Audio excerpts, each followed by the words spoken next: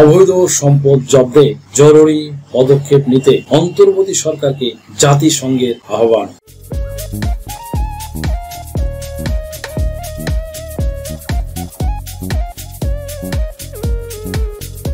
সুপ্রিয় দর্শক মন্ডলী, আসসালামু আলাইকুম। দেশে এবং দেশের বাইরে যে যেখান থেকে শুনছেন, আশা করি ভালো আছেন, সুস্থ আছেন, নিরাপদে আছেন। আমি advocate Mohammad Belayet Hossain, Bangladesh supreme court. সুপ্রিয় দর্শক মন্ডলী, আজকে দুর্দান্ত একটি এপিসোড নিয়ে আপনাদের সামনে হাজির হয়েছি।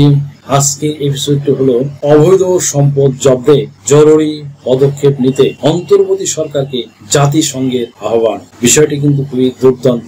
ঋণ খেলাপি, অর্থ আত্মসাৎ ও দুর্নীতির মাধ্যমে অর্জিত অবৈধ সম্পদ জব্দ ও বাজেয়াপ্ত করতে বাংলাদেশের অন্তর্বর্তী সরকারকে জরুরি পদক্ষেপ নেওয়ার আহ্বান জানিয়েছেন জাতিসংঘের মানবাধিকার বিষয়ক হাই কমিশনারের কার্যালয় OHCHR। সুপ্রিয় দর্শক মন্ডলী, সম্প্রতি প্রকাশিত জাতিসংঘের মানবাধিকার বিষয়ক সংস্থা OHCHR এক প্রতিবেদনে এই পরামর্শ দিয়ে বলা হয়েছে, ঋণ খেলাপি ও অন্যান্য বড় মাপের দুর্নীতির মাধ্যমে অবৈধভাবে অর্জিত সম্পদ জব্দ ও বাজেয়াপ্ত করতে বিদ্যমান আইনের মাধ্যমে জরুরি ব্যবস্থা গ্রহণ করুন।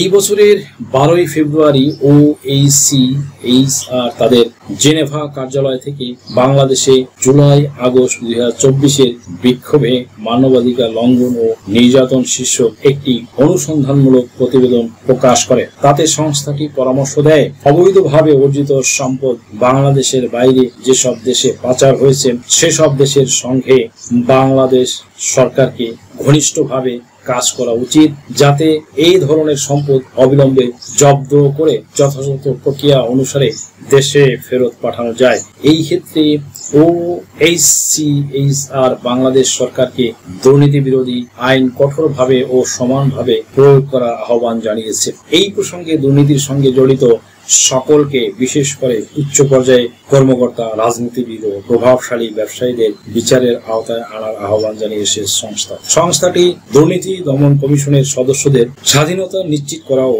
পর্যাপ্ত আইন কর্মকর্তা নিয়োগের মাধ্যমে দক্ষতা বাড়ানোর প্রয়োজনীয়তার উপরও জোর দিয়েছে। এছাড়া জাতিসংঘের মানবাধিকার কার্যালয় জনসাধারণের আর্থিক ব্যবস্থাপনায় দায়ী প্রতিষ্ঠানগুলোকে শক্তিশালী করার সুপারিশ করেছে, যাতে তারা আর্থিক স্বচ্ছতা ও জবাবদিহিতা নিশ্চিত করতে পারে। জাতিসংঘের ফ্যাক্টস ফাইন্ডিং প্রতিবেদনে বলা হয়েছে, বাংলাদেশের অর্থনীতিতে সুষ্ঠু প্রতিযোগিতাকে ক্ষুণ্ণ করে এমন ব্যবসায়ী সিন্ডিকেটের বিরুদ্ধে জরুরি আইনি ও নির্বাহী ব্যবস্থা গ্রহণ করতে হবে। As well as OHCHR Bangladesh সরকারকে নির্দিষ্ট বড় ব্যবসায়ের পক্ষে আইনগত অর্থনৈতিক অযৌক্তিক ব্যবস্থা বাতিল করে ছোট ও মাঝারি আকারের উদ্যোক্তাগুলোকে অগ্রাধিকার দেওয়ার আহ্বান জানিয়েছে। সংস্থাটি প্রত্যক্ষ কর, বিশেষ করে উচ্চ আয়ের ব্যক্তি ও কর্পোরেশনগুলোর জন্য আয় ও সম্পদের করের উপর আরো বেশি মনোনিবেশ করা এবং রাজনৈতিক পক্ষপাতিত্বমূলক কর রেয়াত বাতিল সহ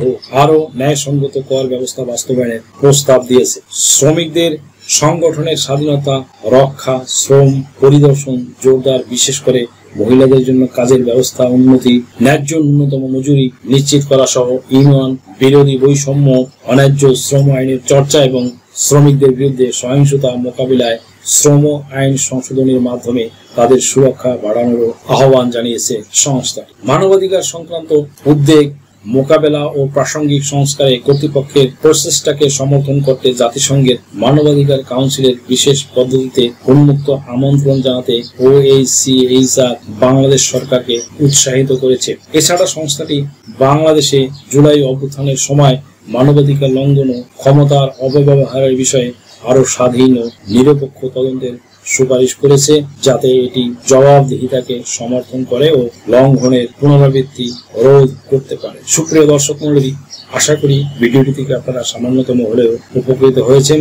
যদি ভিডিওটি আপনাদের সামান্যতম উপকার আসে তাহলে রিকোয়েস্ট করব চ্যানেলটি লাইক, শেয়ার, কমেন্টস এবং সাবস্ক্রাইব করে পাশে থাকা বেল বাটনটি প্রেস করে দিন, যাতে পরবর্তী ভিডিওর নোটিফিকেশনটি খুব সহজেই পেয়ে যান। সো আজকের মতো এখানে শেষ করছি। দেখা হবে অন্য কোনো দিন, অন্য কোনো ভিডিওতে, অন্য কোনো আইনি কন্টেন্ট নিয়ে।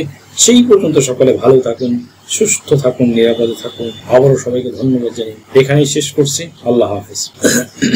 দেশ ও বিদেশ থেকে যে কোনো ধরনের হলফনামা, এফিডেভিট নিতে চান, কাবিননামা, নিকানামা যে কোনো ভাষায় অনুবাদ করে বিভিন্ন মন্ত্রণালয়, ইসলামিক ফাউন্ডেশন থেকে সত্যায়িত করে নিতে চান, শিক্ষা সনদ বা অন্য যে কোনো ধরনের ডকুমেন্ট শিক্ষা বোর্ড, শিক্ষা মন্ত্রণালয় থেকে সত্যায়িত করে নিতে চান, ধর্ম পরিবর্তন করে কোর্ট ম্যারেজ করতে চান, কুরিয়ার, ইমেইল, হোয়াটসঅ্যাপ, ইমো, মেসেঞ্জারিতে ডেলিভারি নিতে পারবেন। তাছাড়াও সরাসরি এসেও নিতে পারবেন। Mobile number 01724583880।